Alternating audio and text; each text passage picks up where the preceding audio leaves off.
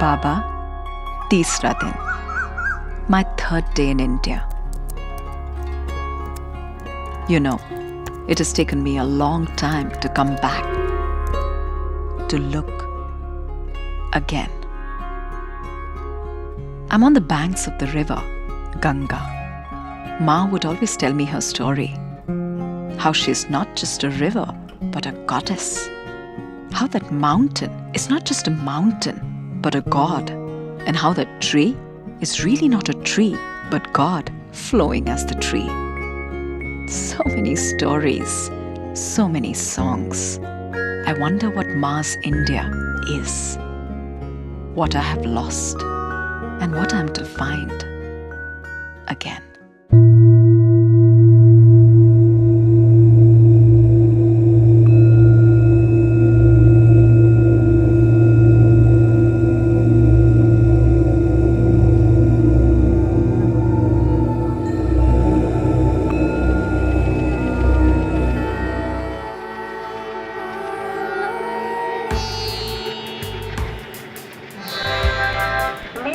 Your attention please.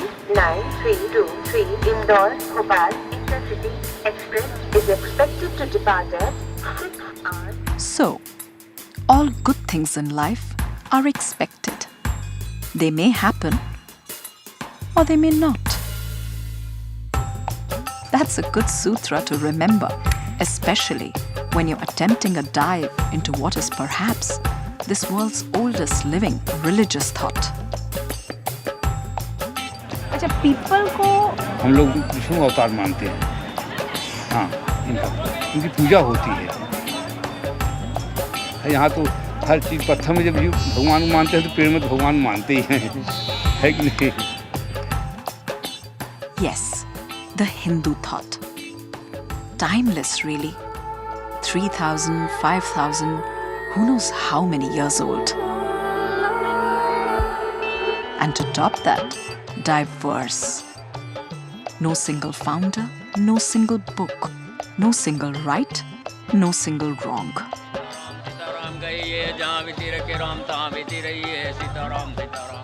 Yes, it's a challenging landscape. But here they tell me the story is simple. No theory, only experience. One-on-one, direct. परंतु माया माया माया माया पैसा पैसा पैसा पैसा पैसा माया के वो पुजारी आगे का कुछ फिक्र है इस घर से और आगे एक दूसरा भी घर है. The word for Hindu philosophy is darshan. It means seeing, not just information, but transformation.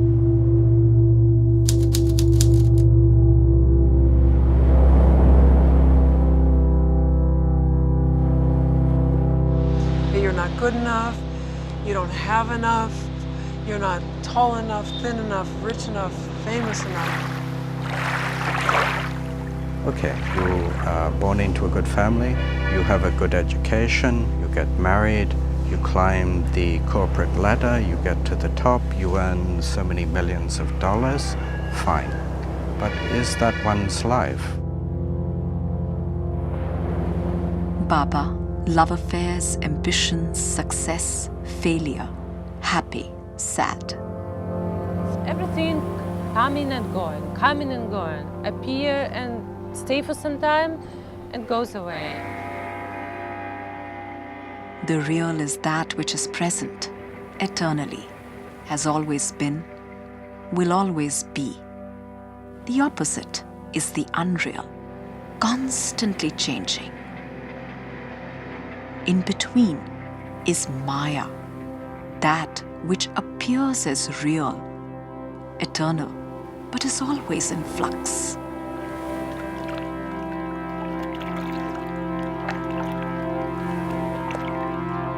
Something like a dream. When you're asleep, it's real. When you wake up, it's gone. The beauty of Hinduism is its transcendental nature.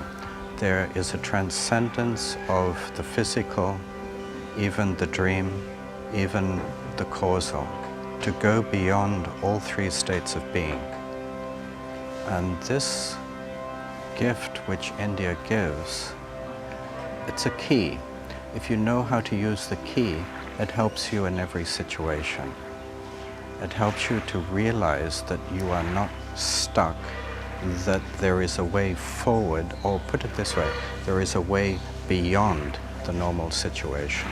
You are not condemned to repeat the same process over and over again.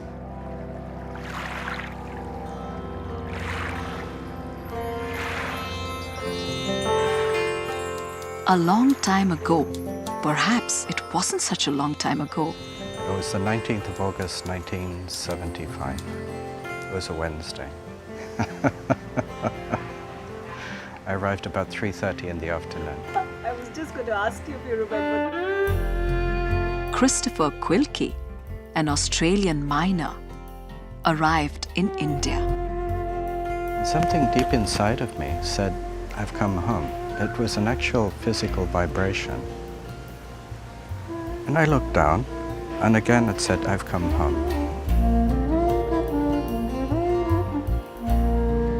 Sages in India speak of the entire existence as our home. Rivers, the mountains, the earth, the sky. For many that are thirsty, India is an invitation into a journey towards the universal home. Here, they call it moksha. It's not really a nation. Not a nation. No, it's a bhumi. It's a holy bhumi. It's a holy place. Now, this is one of the wonders of India. No matter how much we think about it and intellectualize India, its philosophy and culture, we cannot comprehend it with our mind. It's something transcendental.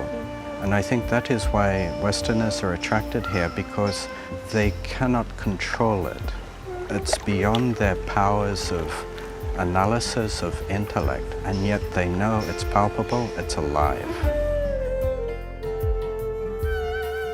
This energy in India feeds people. It feeds their hearts, it feeds their minds, but with an energy which is transcendent.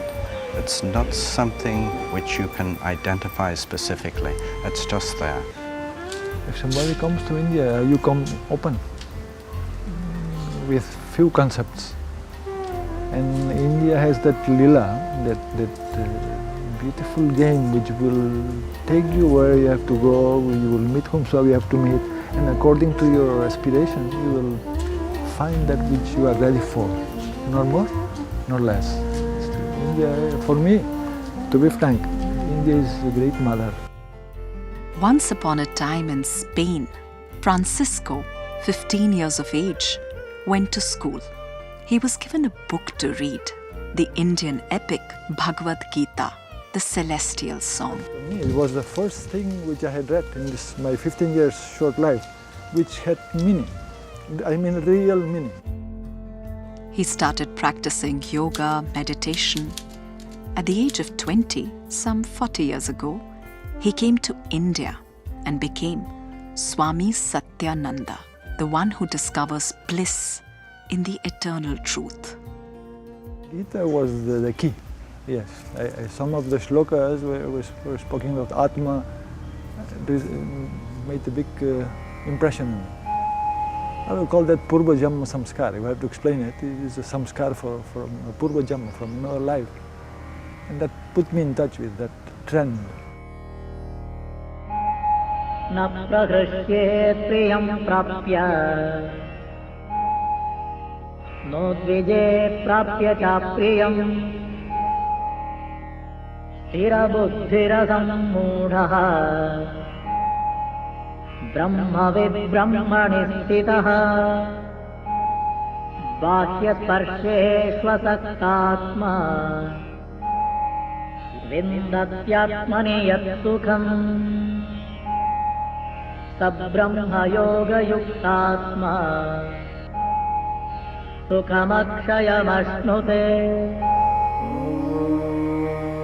Hindus have searched and searched deep, beyond dualities, beyond the transient, for the one, the eternal, the Supreme Self, the Absolute, Brahma, divine ground of all that is, Sat, Chit, Ananda.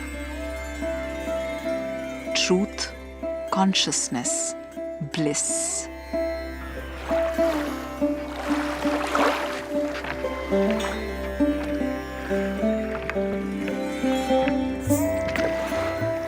दुल्हन ये परिवार सब नदी नाव संजोग उतरी परे जहाँ तहाँ चले सबे बाटू लोग.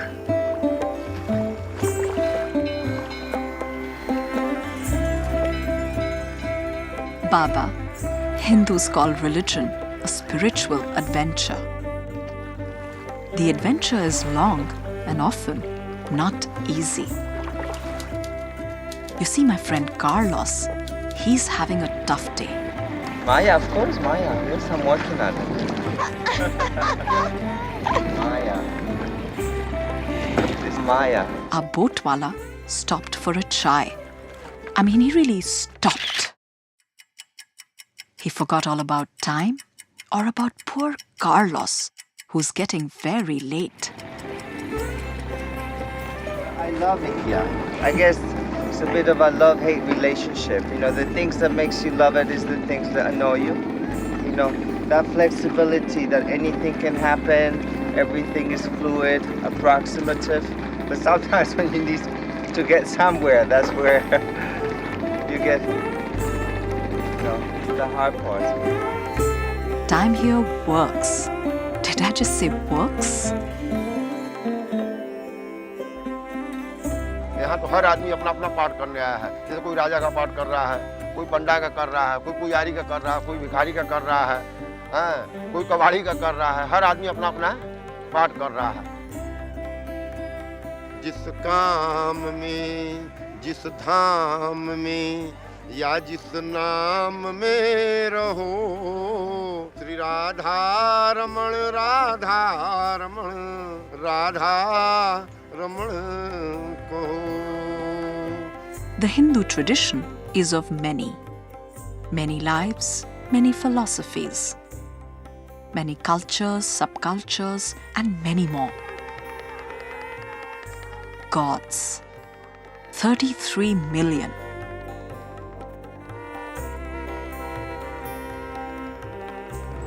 It's immense ocean. Some of the popular gods with many stories include the preserver, Vishnu, his 10 incarnations, including the noble Ram, and the multidimensional Krishna, the destroyer Shiva with his multiple forms as a cosmic dancer, a renunciate, a lover. And there is also the mother goddess Shakti with her numerous forms. You see, Hinduism has no one founder, no one book, no one practice, and some would say not even one name. The name Hindu came when the Persians came this way, on this side of India, Bharat.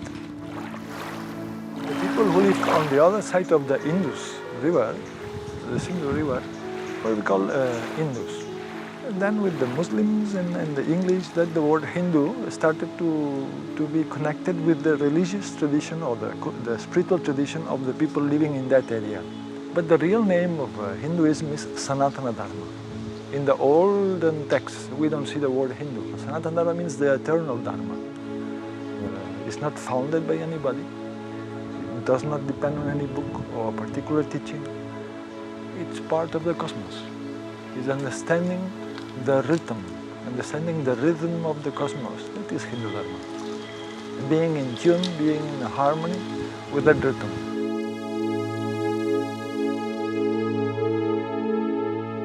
A Hindu can go to a temple to pray. Another can just laugh at all the rituals and say, Jaite kare so puja.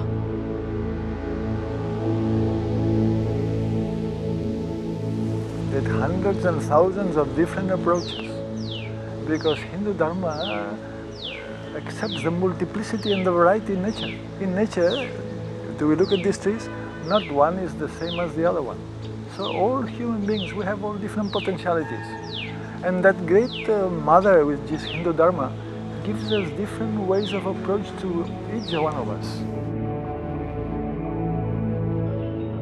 Normally religion has a book, a teaching, and one way. That is not there for Hindu Dharma. That's why sometimes Westerners have difficulty in understanding Hinduism, because things are like this in one place and the other way around in the other place, and then there is something completely different. They say, well, then what? This plus that plus many more. The possibilities are infinite. That's the beauty of Hinduism.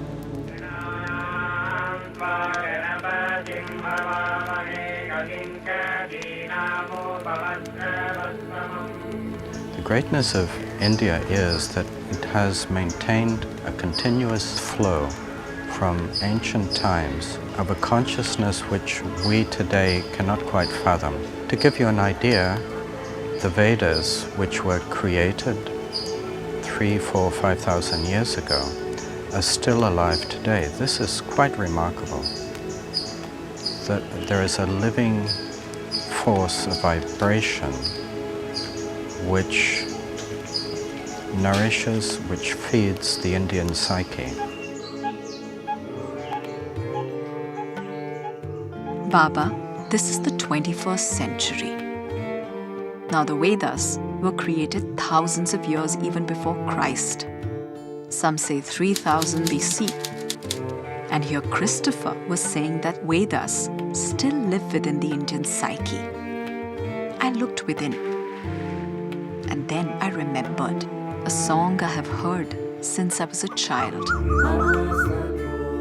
Lead me from untruth to truth, from darkness to light, from death to immortality.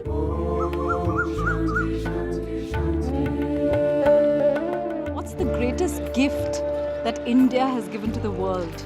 The Veda. I know it sounds crazy, but it's the Veda, you know, it's all in the Veda, and the Rig Veda and the Sama Veda, and how creation comes, the reverberation of sound. You know, we come from a world of nothingness, and yet this looks all so real.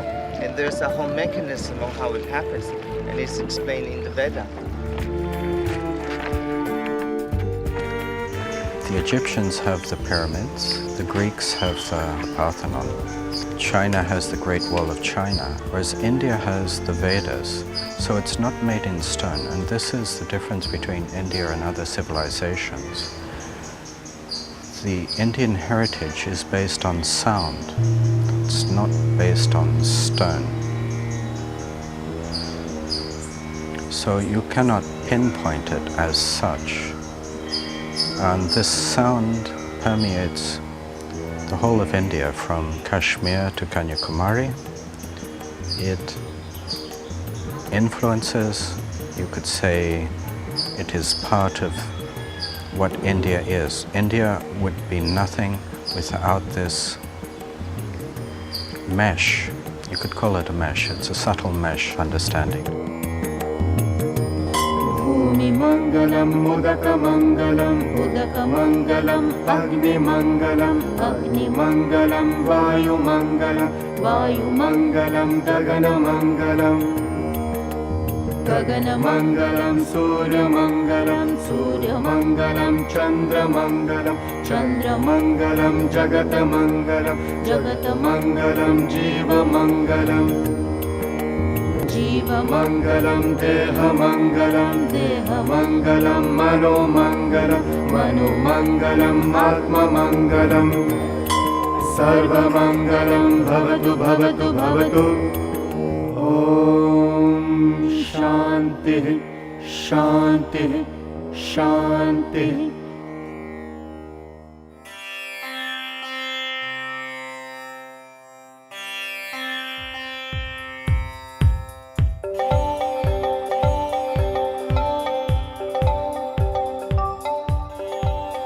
I'm at the Mahakumbh, the world's largest gathering of people. A pilgrimage that happens every 12 years.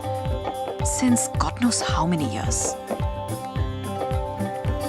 Hindus from all over are here celebrating Sangam, the merger of India's 3 sacred rivers. Ganga and Yamuna, present in their physical form. But the third, Saraswati, Saraswati माता गुप्त नदी वो नहीं दिखती, वो अंतरवाड़ी है, नहीं दिखती। जैसे घर में माता बहन लोग 3 चोटी बनाती हैं, घर में बांधती हैं, उसको कंप्लीट करने के बाद 2 दिखती है, उसी तरह ये भी रहती है। रहती 3 है, दिखती 2 है कंप्लीट होने के बाद। बस इतना ही।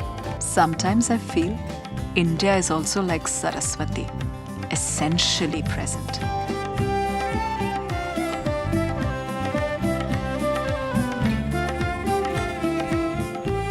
I realize the base of the Hindu pyramid may be many, but its apex is one.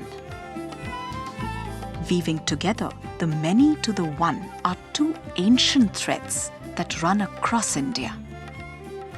One braids in the sacred with the mundane.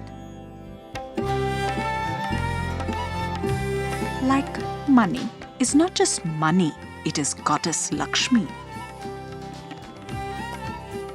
A stone is not just a stone, it is Lord Shiva. Namaskar. And a greeting is not just a greeting, it is bowing to the divine in you.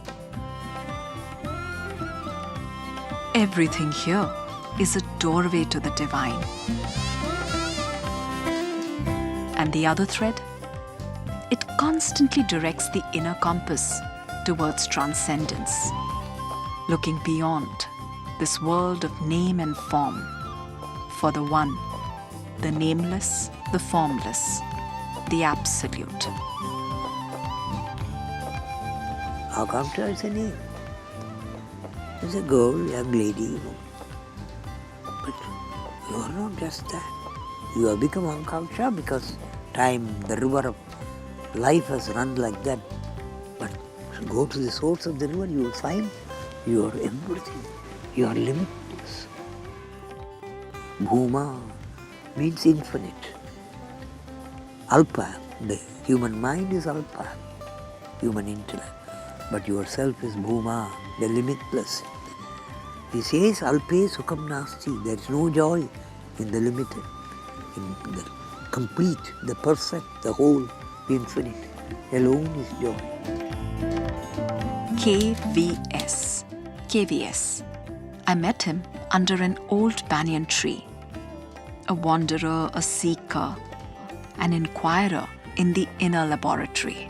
I think, therefore I am, Descartes said, the French philosopher. Cogito ergo sum. I think, here I am, therefore I don't think.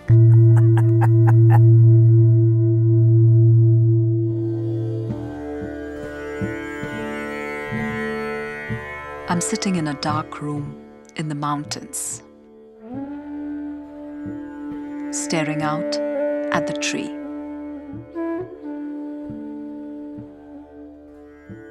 I know there's more to the scene than just the tree. But my vision is limited. I can see not the sky, not the birds or the squirrels, nor the mountain. This confined, limited vision, the Hindus call the mind. This barrier that separates the dance of my breath from that of the tree is what they call the ego, ahankar.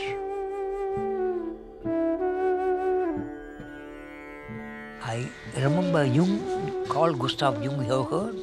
He wrote, I don't know of any people in the world, in human history, who have such clear idea that ego is the false identity and self is the true identity, like the ancient Indians.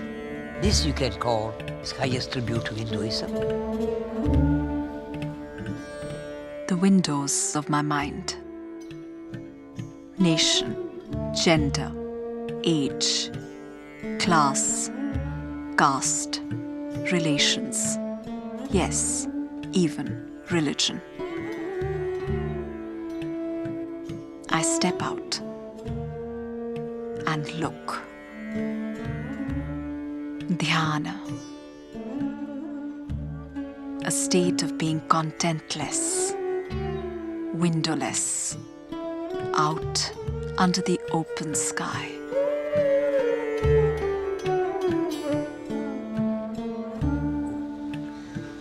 There must be something outside of this little yearning and spending. And being at the mercy of people. Somebody says good, you are happy. Bad, you are unhappy. You are mortgaging your happiness to people who are unawakened. So you should find out if there is a happiness which is independent of what others think about you or tell about you, which is there all solidly with you.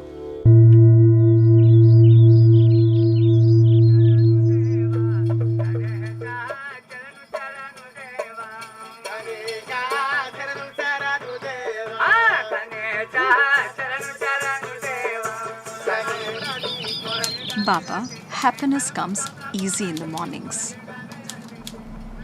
So do stories. It was some 100 years ago. A bird lived in the forest. One day a man accidentally shot her. But here, life moves in circles. Soon the bird was born in his house as his daughter, my Amma. For the Hindus, Atma, the soul, is movement. From one species to other, from one body to another. So I could have been a rock, a tree, a bird, a monkey, before I became me. Sansar. In this beginningless, endless cycle of birth, rebirth, we are all related.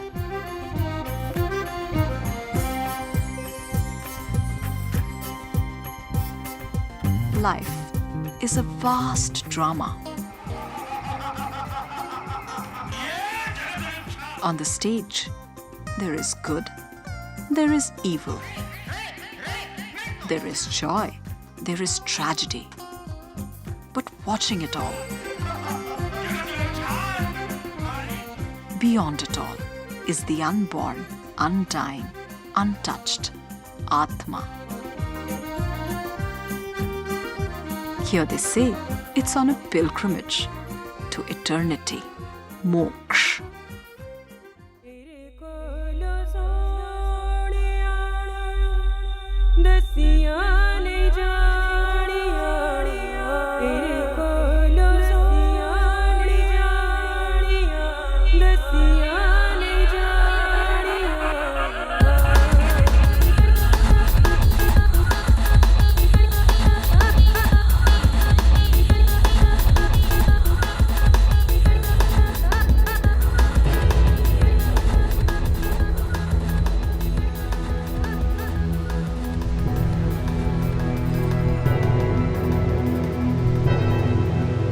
उम्र क्या है? 17 साल। वो भी नहीं पता कब पैदा हुए, जन्मदिन भी नहीं पता कब जन्मदिन है। माँ बाप को नहीं याद? नहीं, माँ बाप को याद तो भी करेगा, नहीं पूछते नहीं है, पूछने में अच्छा नहीं लगता। वो पिक्चर कौन सी है मैडम, जब हम मरने को हैं और आखिरी सोच है, आखिरी सांसें चल रही है हमारी, वो पिक्चर कौन सी होती है?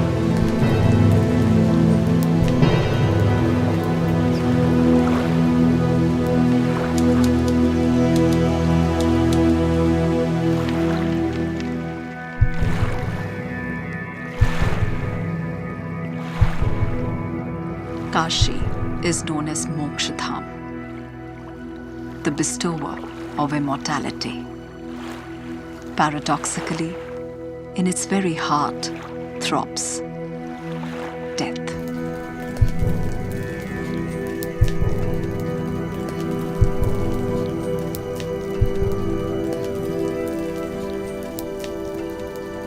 I'm at the Manikarnika Ghat, Mahashamshan, the great cremation ground. Hindus from all over bring their loved ones' bodies here for the last rites. On the banks of Ganga, for who knows how long, this scene has been going on and on. Thousands have come, watched, departed. Thousands will come, watch, depart.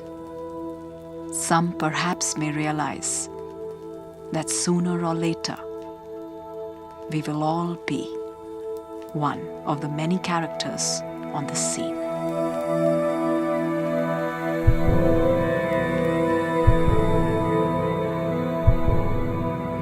हम जानते हैं आपको, ठीक है, अब मर गए, मरेंगे नहीं लेकिन मर गए, मान लीजिए अब मर गए तो हम लोग जितने दोस्त हैं, लोकल दोस्त हैं, हम लोग सबको पैसा मिला के यहाँ जला देते हैं, ठीक है, इसी को कर्मा बोलते हैं, इसी को कर्मा बोलते हैं।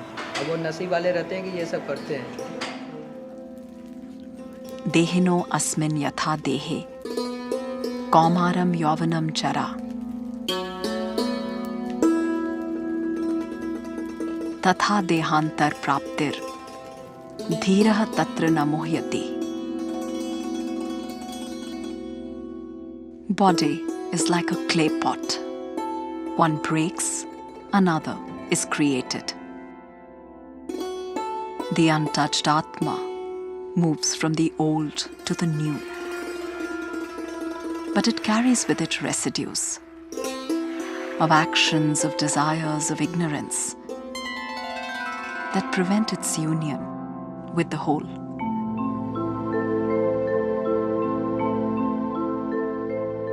Hindus say each lifetime is an opportunity to realize the true nature of our beings,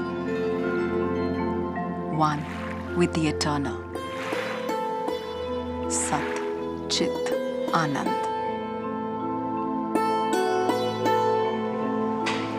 ये तो बता रहे जब ये गुड़िया मरेगी, गाय कब मर भी दो, गाय मर अच्छा है, जब ये मरेंगी माता जी तो इनको हम लोग जलाएंगे। के जलाई तो के हम जलाई ना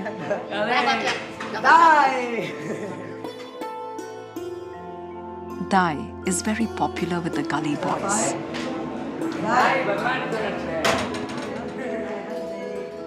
They love teasing and she loves being teased. The setting is the building to your left. Yes, brownish black, covered with soot and ashes. ऐसे बहुत लोग आते हैं? बहुत लोग आते हैं। The fundamental myth of Kashi is moksha. Many come here believing it will end the recurrent cycle of suffering and pain that is sansar. The leaf falls, the tree stands. The tree falls, the grove stands. The grove is finished, the forest remains. We are a forest. And we think we are a leaf, we are afraid of turning yellow, losing our green and falling. Finished.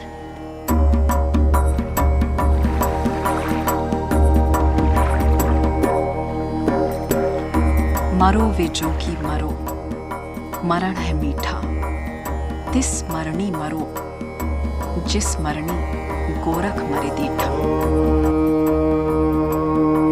त्र्यंबकं यजामहे. The death of the body alone is not the real death. The sweet death that the saints speak of is the death of the ego, of time, of dualities, of the small prison called I. Om Trayambakam Yajamahe Sugandhim Pushtivardhanam Urvarukamiva Bandhanam Mrityurmukshya Mamritat. Amritasya putraha, children of the immortal. The art of dying is the art of attaining absolute life.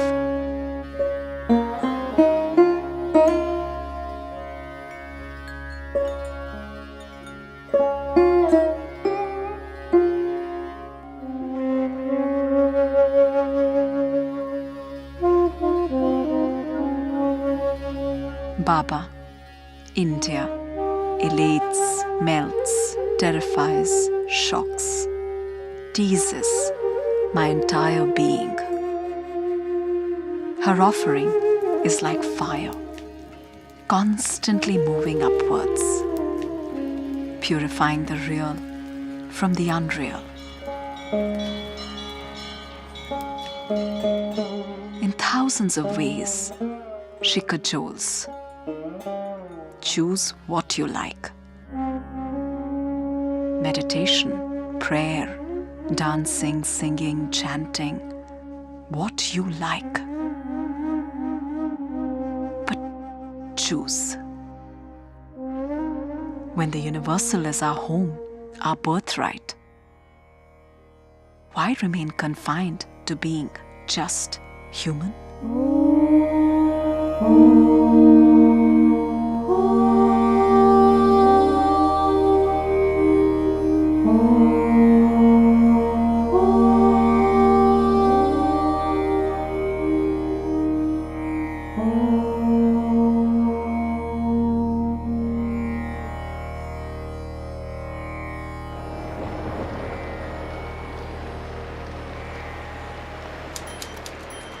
I'm in Rishikesh, the yoga meditation capital of the world.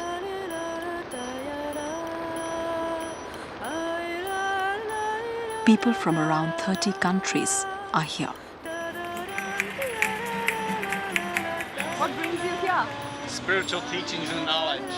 Life. Happiness. Some are looking for a good body, some for a clean heart, some for happiness, others for growth. People where we live and everywhere that I go are craving to reconnect with nature, to reconnect with natural rhythms, to reconnect with earth, water, fire, air, and space. And in every way, India holds the treasure, holds the solution for this. People are hungry for what India has to offer. We have so many things. I come from America. We have everything. Everything we need, every material thing, and yet most Americans aren't happy. Because they've lost this Vedic wisdom that tells us to be happy with yourself and not with externalized possession. I've seen very few moneyed people enjoying things which are dirt-free. Like? The birds, the worm on the leaf, the butterflies of different colors, the monkeys jumping from tree to tree, the young ones clinging to the mother.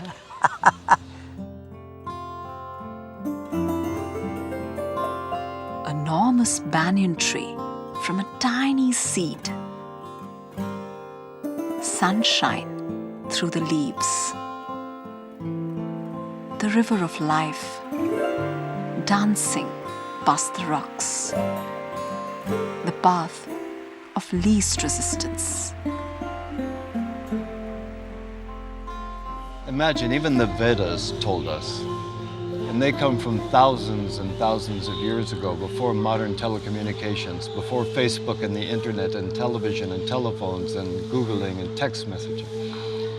And they told us back then that we need to still the mind. Here is Bhavaram sharing with me his river of life. Once known as Brad Willis, Bhavaram was a successful war correspondent. This is what it sounded like. Covering some of the most momentous events of our times, Persian Gulf War included.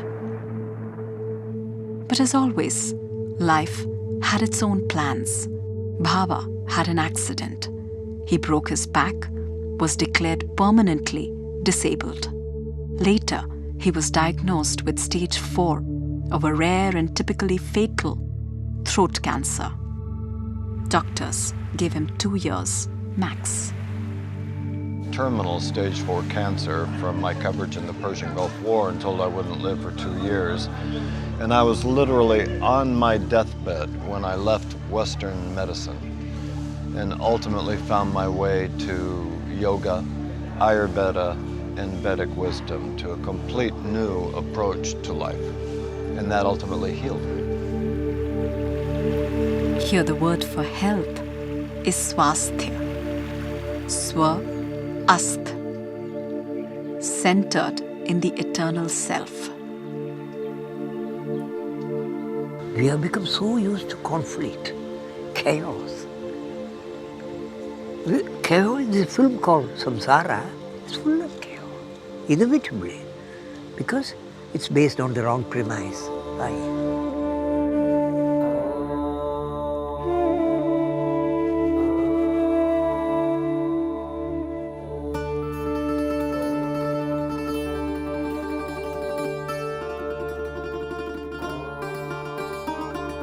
Yoga, union. No matter how broken, diseased, or lost we are, our umbilical cord to the eternal continues throbbing within. They say it is simply a question of remembering, reconnecting. Every moment is a possibility. Most of the time we're blind, so we have to wake up. Every moment is a possibility to understand that the immanent is also transcendental.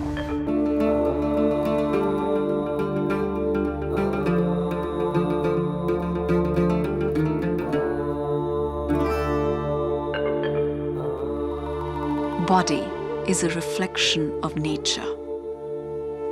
On the surface, many waves.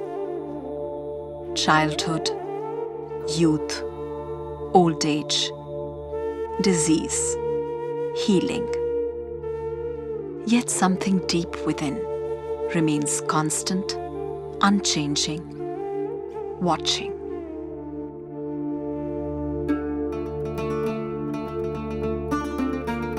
Sakshi, the witness. The witness is the self. It doesn't participate, it only observes. The mind participates. It creates the drama of life, it participates in it, suffers. The Upanishadic mantra beautifully explains it.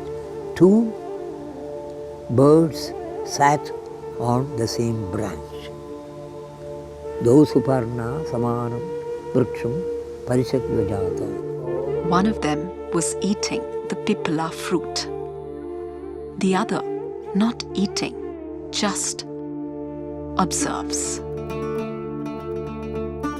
Eating, consuming, identifying with the whirl of changes on the periphery. Love, hate, success, failure, happy, sad. At the center, unchanging, eternal, the watcher, Sakshi. Tayoranya anashan abhichakashiti.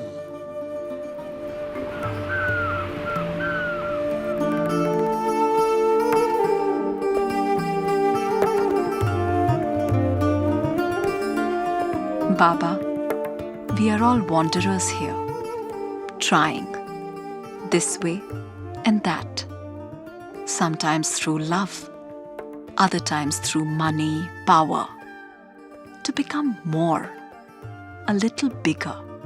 In alpha, in limitation, we don't feel complete. We feel complete only in infinitude. But each time, the big becomes small. The horizon keeps shifting. We remain thirsty. Here in India, they say, big, more, that's not our destiny. Bhuma, infinite, that is our birthright.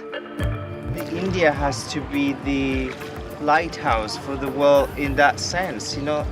It's actually India who has to stand against the current of the world and show, this is your treasure. It's not in the material world. It's in the non-material that you excel. Through different people, different songs, I hear India giving that one single call. Is it like a connection that you feel with something that is ever present, universal? Yes, it's a totality. It is a sense that everything is complete as it is. Even if it's imperfect, it's fine. Yeah, it's okay. Is that what could be meant by moksha also? Maybe, yeah. I know, Baba. My wandering has just begun.